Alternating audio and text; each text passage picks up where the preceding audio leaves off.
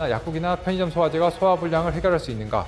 반은 맞고 반은 틀립니다. 급성 췌장염이나 급성 복막염 같은 무서운 질환들, 수술을 하거나 입원 치료를 해야 되는 병들이 숨어 있기 때문이에요. 그런 것들을 잘 청취해서 소화제를 맞게 쓰지 않으면 오히려 증상이 악화되는 경우도 있어요. 이런 세 가지 경우를 꼭 기억하셔야 돼요.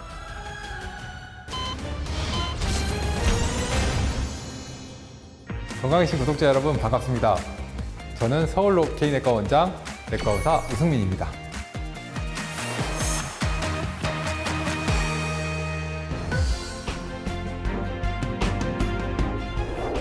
배가 아프다고 다 같은 이유로 배가 아픈 게 아닙니다.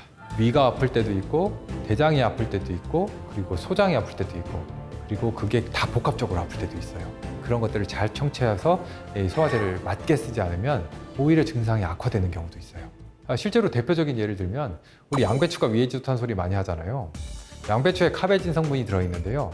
카베진 성분은 위에 좋습니다. 그렇지만 양배추는 대장에 안 좋습니다. 양배추는 가스를 만들어서 과민성 대장 증후군을 양배추는 오히려 악화시킵니다. 이런 식으로 잘못된 상식들이 되게 많아요. 소화불량이 정말 흔해요. 그러니까 내과를 찾는 가장 흔한 질환을 실제로 해보면 소화불량이 제일 흔합니다. 이게 막 물어봐요. 내가 그 소화불량이 있어서 약국이나 편의점에서 우리 소화제를 먹었어. 근데 잘 듣지 않아서 왔다. 이런 경우가 많은데요. 약국이나 편의점에서 사는 소화제들이 전혀 좋지 않은 걸까요? 그렇진 않아요. 이게 왜 효과가 있을 때도 있고 없을 때도 있냐면 소화불량을 일으키는 원인이 너무나 다양해서 그래요. 약국에 파는 소화제들은 대부분 이제 한약재재로 만들어져 있는데요. 이게 실제로 가스도 좀 제거해주고 소화 효소들도 좀 들어있고 위를 좀 편안하게 하는 것은 맞습니다. 그런데 위를 편안하게 하는 게 소화불량의 전부 다 원인이지 않기 때문이에요. 예를 들어 우리 가스 땡땡 이런 음료수가 있잖아요. 이 음료수는 탄산이 들어있어서 이제 식후에 가스를 좀 배출하는 걸 도와줘요. 위가 아픈 통증은 위가 팽창했을 때 느끼는데요. 이 팽창감을 줄여주면서 복부 불편감을 줄여주거든요. 회땡땡 이 소화제가 있는데 이거는 소화효소인데요. 우리가 이제 과식을 하잖아요. 과식을 하면 소화효소가 많이 필요해요. 이런 회땡땡 같은 소화제들을 먹으면은 이 소화효소가 부족한 것을 보충해주면서 소화가 되는데 모든 소화불량이 이렇게 소화효소의 부족과 그 다음에 위에 팽만감이면은 다 해결이 되겠죠. 근데 소화불량은 정말로 복잡합니다. 위에서 소화가 안 되는 것도 있지만 위에 벽에 문제가 있는 경우도 있고 위산이 과다되는 경우도 있어요. 위산 과다가 있을 경우도 우리가 속도 쓰릴 수 있고 소화도 안 될 수 있고 장에 세균총이 있는데 미생물의 세균총의 균형이 무너져서도 소화가 안 될 수도 있고 장벽에 염증이 생겨서 생길 수도 있어요. 일단은 우리가 병원에 찾아왔을 때 소화불량을 겪었다. 배가 아파요라고 하면 우리는 이제 기능성 소화불량이라고 하는데 병원에 찾아왔을 때는 약국의 소화제에서 썼을 때를 가정하고 혹시라도 그러지 않은 원인들을 찾기 시작하는 거죠. 아침에 특히 속이 쓰리고 아파요. 그러면 위산과다가 아닐까 생각을 해볼 수 있고요. 어제 과식을 했을 때 그랬어요. 그러면 소화불량일 수도 있고 소화불량이 위에 팽만감 때문에 생기는 것이 있어서 팽만감을 줄여주는 약을 쓸 수도 있어요. 정신적인 이유도 생각보다 많아요.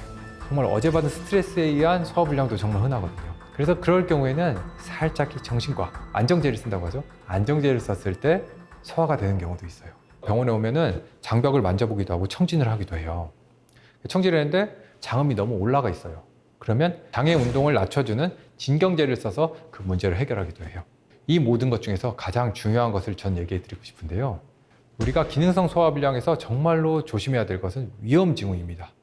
급성 췌장염이나 급성 복막염 같은 무서운 질환들, 수술을 하거나 입원 치료를 해야 되는 병들이 숨어 있기 때문이에요. 소화제를 먹고도 소화가 잘 되지 않는다면 꼭 병원에 찾아야 되는데요.